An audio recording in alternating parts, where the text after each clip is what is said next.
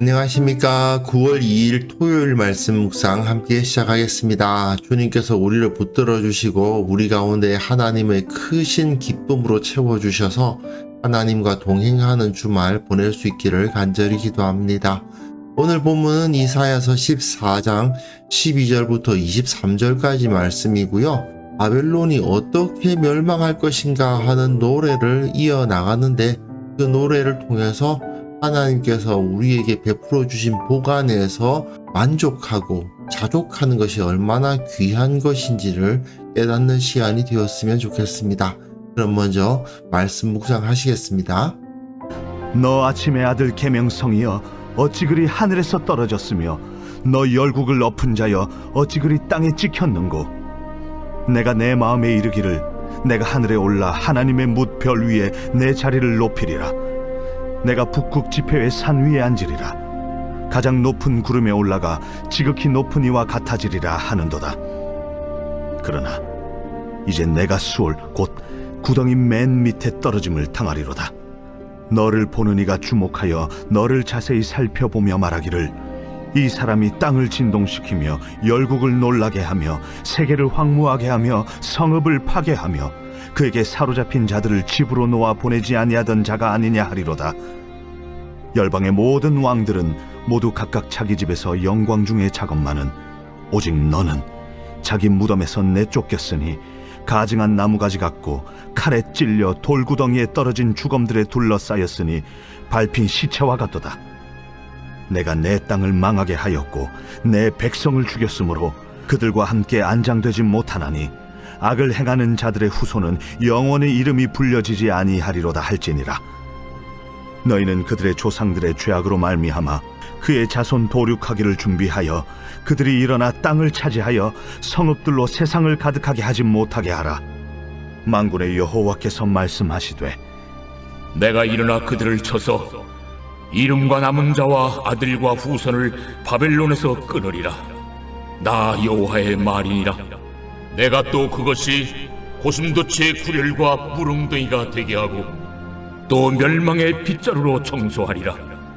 나 만군의 여호와의 말이니라.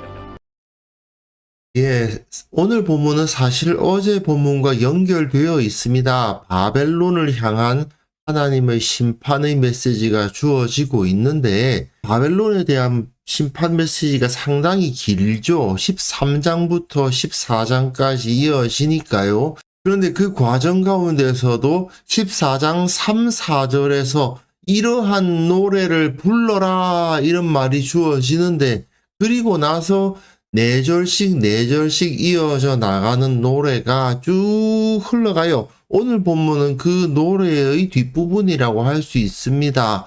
14장 3, 4절에 여호와께서 너를 슬픔과 곤고와 및 내가 수고하는 고역에서 놓으시고 안식을 주시는 날에 이스라엘이 부를 노래라는 거예요. 너는 바벨론 왕에 대하여 이 노래를 지어 이르기를 하고 노래가 진행이 되거든요. 그러면서 이제 4절 뒷부분부터 시작해서 4, 5, 6, 7, 8, 9, 10, 11 그리고 12, 13, 14, 15 이렇게 4절씩 끊어져서 노래가 이어져 나가는 거죠. 자, 너 아침의 아들 계명성이여 되어 있는데 샛별 말하는 거죠. 아침에 해가 뜨기 전에 가장 아름답게 빛나는 별이 바로 금성, 샛별 아닙니까? 그 샛별은 여러 문화권에서 그 많은 별들 중에서 정말 찬란하게 아름답게 빛나다 보니까 뛰어난 사람 또는 아주 특별한 사람을 상징적으로 보여주는 데 사용이 되었죠. 바벨론이 아침의 아들 계명성이라고 불렸던 겁니다. 그만큼 강력했고 그만큼 영광스러웠어요. 그런데 어찌 그리 하늘에서 떨어졌느냐? 그렇게 멋진 샛별이 땅에 떨어지네? 열국을 엎은 자여 어찌 그래 땅에 찍혔느냐? 네가 내 마음에 이르기를 내가 하늘에 올라 하나님의 뭇별 위에 내 자리를 높이리라. 내가 북극 지폐의 산 위에 앉으리라. 가장 높은 구름에 올라가 지극히 높은 이와 같아지리라 하는도다. 이거는 뭘 떠올리게 합니까? 창세기 11장의 바벨탑을 떠올리게 하잖아요. 그리고 또 사실은 이 바벨탑이 세워졌던 그 시날 반도가 바로 바벨론의 본거지죠. 그래서 이름도 비슷하잖아요. 바벨론, 바벨탑. 그래서 이사야는 바벨론이 과거 바벨탑을 세웠던 그들의 생각과 똑같은 마음과 행동을 보이고 있다. 그러나 이제 네가 스올 곧 구덩이 맨 밑에 떨어짐을 다리로다. 어제 본문부터 시작해서 이 노래, 그러니까 4절부터 시작되었던 이 노래는 바벨론이 높았는데 영광스러웠는데 낮아졌고 비참해졌다. 이 노래가 반복되는 거잖아요. 여기서도 마찬가지죠. 이렇게 높은 자가 이렇게 바닥에 떨어졌다 하는 것을 노래하고 있습니다. 계속해서 마찬가지 표현이 이어지고 있어요. 너를 보는 이가 주목하여 너를 자세히 살펴보며 말하기를 이 사람이 땅을 진동시키며 열국을 놀라게 하며 세계를 황무하게 하며 성읍을 파괴하며 그에게 사로잡힌 자들을 집으로 놓아 보내지 아니하던 자가 아니냐. 실로 그 비옥한 초승달 시대를 바벨론이 벌벌 떨게 한 거 맞죠? 그리고 무엇보다 바벨론은 어느 지역을 정복하면 거기서 주로 귀족들을 사로잡아서 끌고 가요. 왜냐? 한번 차지한 땅을 계속 차지하기 위해서는 그 사람들이 반역을 일으키지 못하게 해야 되기 때문에 그 리더십을 가지고 있던 사람들을 끌고 가서 그 땅에는 리더십이 없는 그야말로 평민들만 남겨버리는 거예요. 그래서 그 땅이 바벨론에게 반기를 못 들도록 하려고 그렇게 하는 거죠. 그렇게 사로잡힌 자들을 잡으면 놓아 보내지 아니하던 자가 바로 바벨론이었습니다. 그런데 그 바벨론이 다른 왕들은 모두 각각 자기 집에서 영광 중에 잔다. 사실 대부분 나라의 왕들은 각자 그 가족 묘가 만들어지는 거 아니에요. 왕족의 묘소가 있잖아요. 우리나라에서도 뭐 조선시대의 종묘사직 뭐 그런 거 있잖아요. 그와 마찬가지로 왕들은 그 조상들과 함께 영광 중에서 묻히는데 바벨론은 무덤에서 내쫓긴다. 가증한 나무가지 같고 칼에 찔려 돌구덩이에 떨어진 주검들에 둘러싸였으니 밟힌 시체와 같다. 이 당시 사람들은 죽어서 그 시신이 어디에 묻히느냐에 상당히 많은 관심을 가졌거든요. 그런데 이렇게 된다는 것은 그야말로 비참한 겁니다.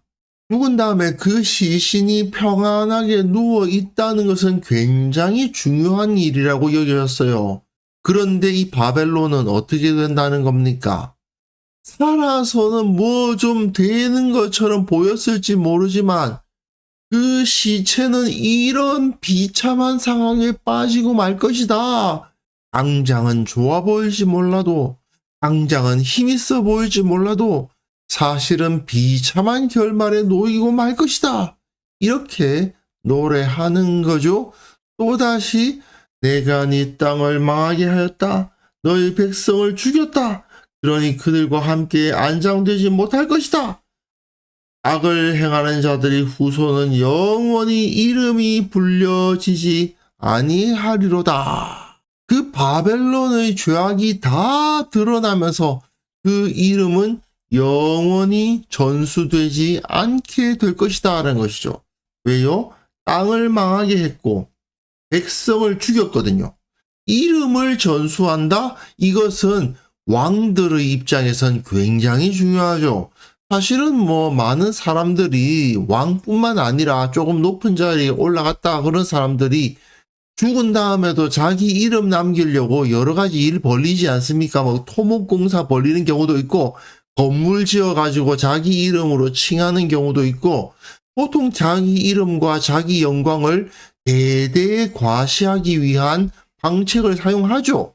하지만 하나님께서는 바벨론이라는 거대 제국의 이름이 잊혀질 거다라고 말씀을 하십니다. 그렇게 이름을 사라지게 만드는 확실한 방법이 있는데, 첫째는 그 무덤을 없애버리거나 아예 무덤을 못 만들게 하는 거죠. 보통 사람이 죽은 다음에도 그 이름이 기억되기 위해서는 그 무덤을 굉장히 크게 만들고 화려하게 만들어 가지고, 아하, 저게 바로 그 왕의 무덤이다, 이렇게 사람들이 기억할 거 아닙니까? 사실 뭐 피라미드가 그런 거 아니에요. 우리도 여러 가지 왕릉들 있지 않습니까? 그게 전부 다 그 왕들의 이름이 기억되게 하기 위한 도구들이죠. 그런데 그런 것들이 없어진다는 겁니다. 그들과 함께 안장되지 못하나니 무덤을 없애버리시겠다는 겁니다. 두 번째로 그 이름을 없애는 좋은 방법은 그 자손들을 죽여버리는 거죠. 너희는 그들이 조상의 죄악으로 말미암아 그의 자손 도륙하기를 준비하라. 그들이 일어나 땅을 차지하며 성읍들로 세상을 가득하게 하지 못하게 하라. 조선시대에 고려 왕조를 끝내고 그 이름이 남지 못하게 하기 위해서 왕씨성을 가진 사람들 다 죽인 것과 마찬가지죠. 그런 일이 바벨론에게도 나타난다는 겁니다. 그 바벨론의 왕족들이 모두 죽임을 당할 거다, 그 말이죠. 그래서 바벨론의 이름은 남지 않는다. 만군의 여호와께서 말씀하시되 내가 일어나 그들을 쳐서 이름과 남은 자의 아들과 후손을 바벨론에서 끊으리라. 바벨론의 이름, 바벨론의 왕들의 이름을, 그 후손들을 완전히 끊어버려서 무덤을 없애고 후손을 없앰으로 말미암아 그들이 자기 이름을 남기기 위해서 행했던 모든 것이 다 허사로 돌아가게 해주겠다. 그리고는 그것을 뭘로 만드시겠다는 거냐면 고슴도치의 굴혈과 물웅덩이가 되게 하고 멸망의 빗자루로 청소해버리겠다. 예, 완전히 흔적조차 없도록 만들어버리겠다고 말씀을 하십니다. 결국 바벨론을 기억하는 자 없을 것이다, 이거죠. 사실 세상 사람들 대부분이 바벨론의 영광 같은 것을 추구하고 있지 않습니까? 자기 이름 내려고 그러고, 많은 사람들이 자기 알아주기를 바라고, 자기가 죽더라도 자기를 기억하도록 하기 위해서 뭐 큰 건물 짓기도 하고 별의별 짓 다 하죠. 당장은 뭐 대단해 보일 수 있고 주위 사람들이 다 나에게 고개를 숙이면 뭔가 자기가 으쓱해지지만 그게 과연 얼마나 오래 유지될 수 있을까요? 그리고 그 자리를 차지하고 거기서 위세를 떨치고 그게 과연 얼마나 의미 있는 것일까요? 오히려 자기 자신을 더 비참하게 만드는 것일 수도 있다는 것을 우리는 깨달아야 됩니다. 인간에게 주어진 생명, 인간에게 주어진 영광, 그야말로 잠깐 있다가 사라지는 헛된 것들 아니겠습니까? 정말 잠깐 있다가 사라지는 안개와도 같은 것이 인간의 영광인데, 그거 붙들고 그걸 어떻게든 영원하게 만들어 보겠다고 별의별 짓을 다 하는데 결국은 다 사라집니다. 우리에게 주어진 영원한 것이 무엇인지를 우리는 바르게 바라보아야 됩니다.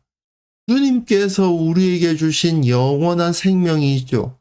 하나님께서 우리에게 허락하시는 영원한 하나님 나라의 영광이 있는데 그걸 추구하지 않고 세상의 헛된 것에 마음을 쏟으면 그야말로 어리석기 짝이 없는 존재가 되고 마는 것입니다. 어제 본문과 연결해서 이 바벨론의 영광도 결국은 잠깐 있다가 사라지는 것에 불과했다 하는 것을 기억하면서 우리에게 주어진 영원한 것을 추구하는 지혜를 가질 수 있어야 되겠습니다.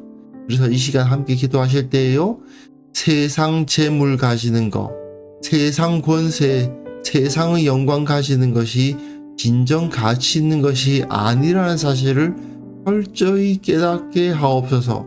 늘 주님 안에서 감사하며 겸손히 살아가게 하시고 그러한 삶을 추구하는 참된 공동체를 이루게 하옵소서.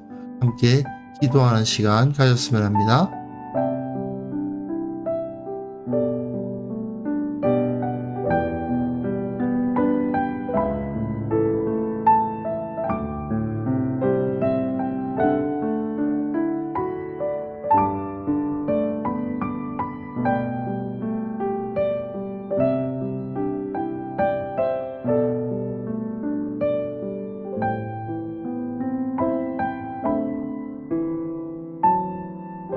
하나님 아버지, 세상 재물과 세상의 지위가 내 인생의 가치가 될 수 없음을 철저히 깨닫게 하옵소서. 잠깐 있다 사라지는 안개와 같은 것을 추구하다가 내 인생을 허비하는 어리석은 자 되지 않도록 도와주시고, 언제나 주님 앞에 서 있어서 감사하며 기뻐하며 겸손히 살아가는 지혜로운 자가 되게 하여 주옵소서. 세상의 헛된 것 추구하다가 영원한 하나님의 복락을 잃어버리는 어리석은 사람들이 아니라 늘 주님 안에서 기뻐하고 늘 주님의 은혜를 찬송하는 그러한 사람들로 만들어진 공동체를 이루어갈 수 있도록 우리 교회를 주님께서 복 주시기를 원합니다. 주님, 한국 교회가 정말 깨어 있어야 되겠습니다. 세상 사람들이 어리석고 헛된 것 추구할 때에 그들에게 진정 가치 있는 것이 무엇인지 다르게 보여줄 수 있는 공동체가 되게 하여 주옵소서. 저들에게 진리를 가르치고 참 가치를 보여주는 그러한 공동체로서 한국교회가 그 역할 감당할 수 있도록 주님께서 은혜 베풀어 주옵소서. 주님 또한 내일 이 땅에서 드려지는 모든 교회의 예배 가운데 참된 가치와 영원한 하나님의 은혜만이 선포되고 거기에 참여하는 모든 성도들이 변화를 받고 기뻐하는 역사도 일으켜 주시기를 원합니다.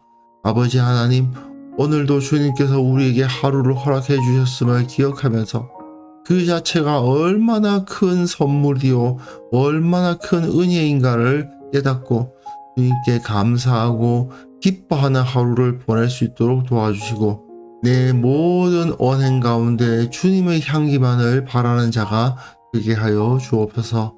감사드리옵고 예수님의 이름으로 기도합니다. 아멘.